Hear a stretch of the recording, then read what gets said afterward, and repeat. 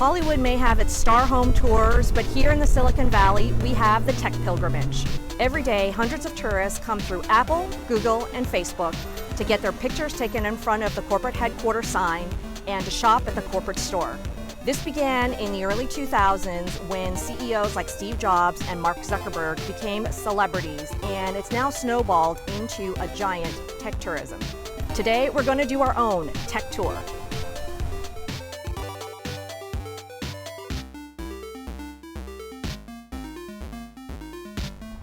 Behind me here is the original Apple headquarters and arguably where I believe tech tourism first began. I actually worked from Apple from 2000 to 2007, and I remember that shortly after the launch of iPod and iTunes, Apple became this icon of pop culture celebrity. Soon after that, we started seeing people show up in front of aisle 1 here, which is the main reception area and also where the executive offices are of first Steve and now Tim Cook. And they were just taking pictures and going to the corporate store to shop. And it snowballed in the next couple of years to the point where we started seeing a ton of buses, just busing loads of tourists in to do exactly that. Apple is famous for its secrecy, so most of the buildings are on lockdown. Tech tourists are restricted to taking pictures from the outside and shopping in the corporate store. Hint, if you know an Apple employee, have them meet you here so you can get their 10% discount on anything in the store. This is a mini version of the regular Apple retail locations, but there are tons of unique souvenir items in addition to the typical fare you'll find in your hometown. This campus is on a street called Infinite Loop, which is a nod to the programming concept of the infinite loop, or a sequence of instructions that loop endlessly without a terminating condition. The street is a giant crescent that loops back on itself. There are 6 buildings surrounding a central courtyard with an employee cafeteria. On Fridays, the courtyard is filled with employees, food, and kegs for the weekly company beer bash. Occasionally, an outdoor stage is set for the latest concert the Apple Music team has lined up. In the last few months, they've had Demi Lovato and Stevie Wonder play here. In the mid-2000s, Apple outgrew Infinite Loop and began gobbling up real estate all over Cupertino. But this really dispersed employees, and so Apple decided to consolidate and build a much bigger facility down the street. This is Apple's new campus, which is down the street from their old headquarters in Cupertino. This actually used to be the old headquarters for HP in Cupertino, which I also worked at. So for me, it's just really interesting to see the whole transformation of this campus here.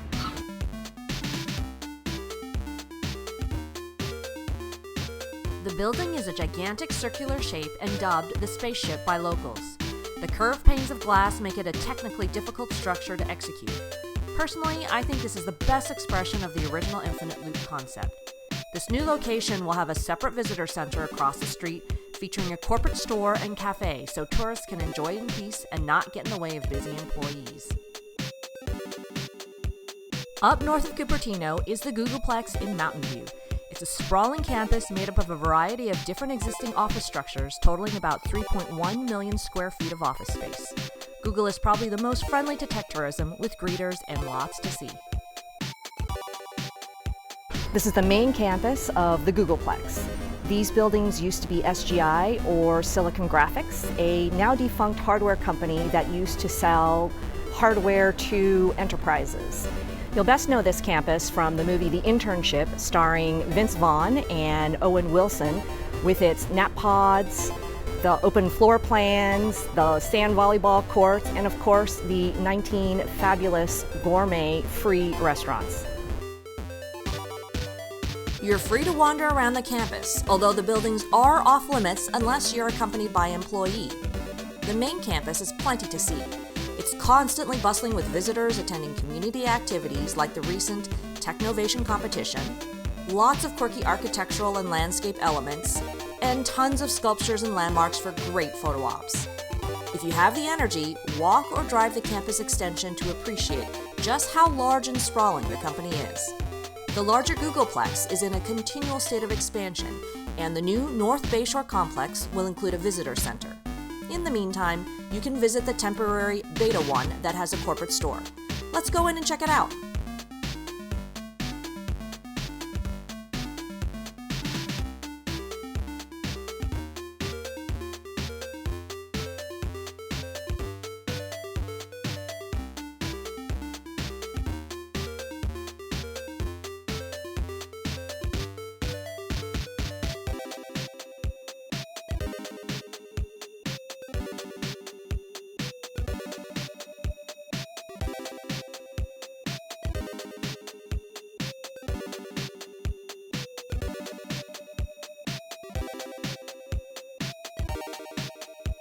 Inside the store, you can visit the giant Android statues that represent each of the different Android operating software versions: Cupcake, Donut, Eclair, Froyo, Gingerbread, Honeycomb, Ice Cream Sandwich, Jelly Bean, Lollipop, and Marshmallow.